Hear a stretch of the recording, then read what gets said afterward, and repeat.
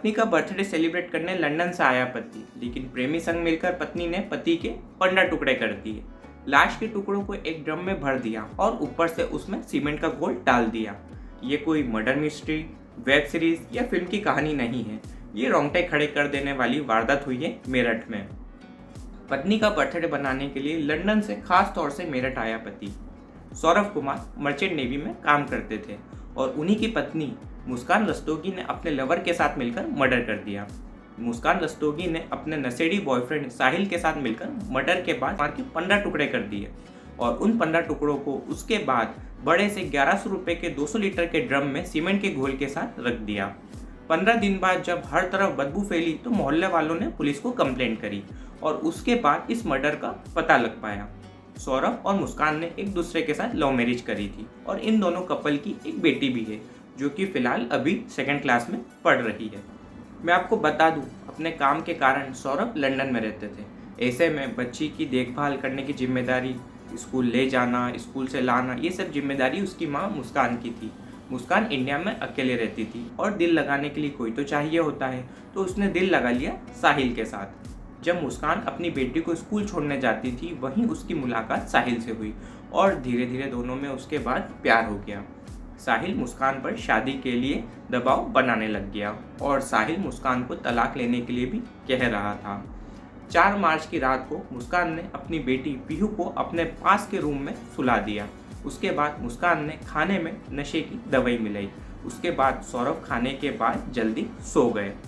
सौरभ के सोते ही मुस्कान ने अपने बॉयफ्रेंड को फ़ोन लगाया और दोनों ने मिलकर सौरभ के सीने में चाकू भोंक दिया। फिर सौरभ के मर जाने के बाद दोनों ने उसकी लाश को घसीटते हुए बाथरूम में ले गए।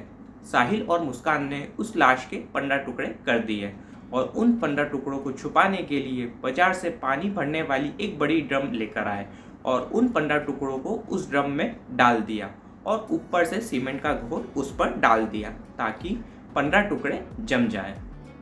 ये मर्डर के बारे में किसी को पता न चले, इसलिए मुस्कान अपने बॉयफ्रेंड साहिल के साथ शिमला, मनाली हनीमून बनाने चले गई। 13 दिन के लिए मुस्कान सोशल मीडिया जैसे इंस्टाग्राम पर फोटोज़ वीडियोस पोस्ट करती रही ताकि किसी को इस मर्डर के बारे में शक ना हो। लोगों को लगे कि मुस्कान तो सौरभ के साथ घूम रही है। इस मर्डर का राज जब खुला जब सौरभ के छोटे भाई राहुल अपने भाई के घर पहुंचे अपने भाई से मिलने के लिए और यहाँ वह देखते हैं कि मुस्कान तो साहिल के साथ घूम रही है। जब राहुल ने पूछा कि भाई कहाँ है तो मुस्कान सही जवाब नहीं दे पाई। उसके बाद राहुल ने जोर से हल्ला मचाया। सारे आसपास के पड़ोसी इकट्ठा हो गए। उसके बाद पुलिस आई और इस मर्डर का खुलासा हुआ। पुलिस कस्टडी में मुस्कान और साहिल ने ये मर्डर कैसे करा था उन्होंने उसकी यह पूरी कहानी बताई। मुस्कान ने स्नैपचैट पर साहिल की दिवंगत माता जी के नाम से एक अकाउंट बनाया था और उस अकाउंट से वह साहिल से बात करा करती थी।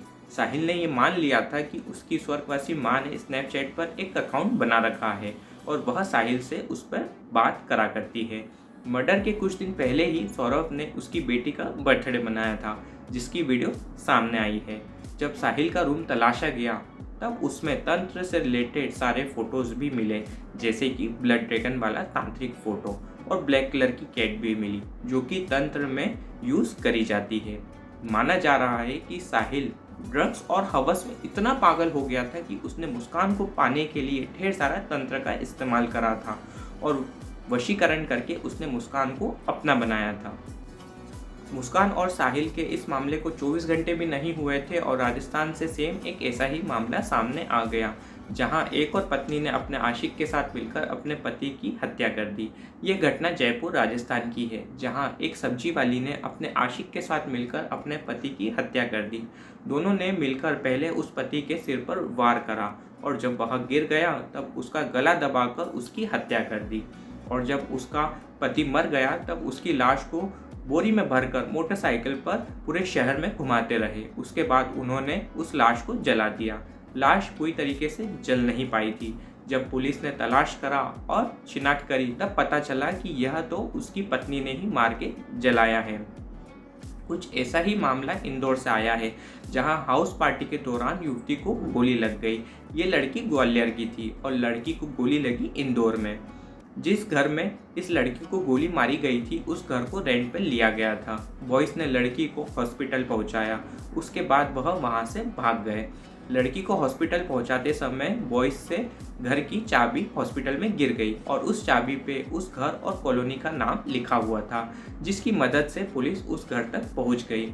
इन सब मामले में आपका क्या कहना है, बताइएगा ज़रूर। ऐसे ही इम्पोर्टेंट इन्फॉर्मेशन के लिए आयुष अग्रवाल ब्लॉग्स 0555 चैनल को सब्सक्राइब करें। मिलते हैं नेक्स्ट ब्लॉग में, तब तक आप अपना ढेर सारा ध्यान रखना, ठीक है।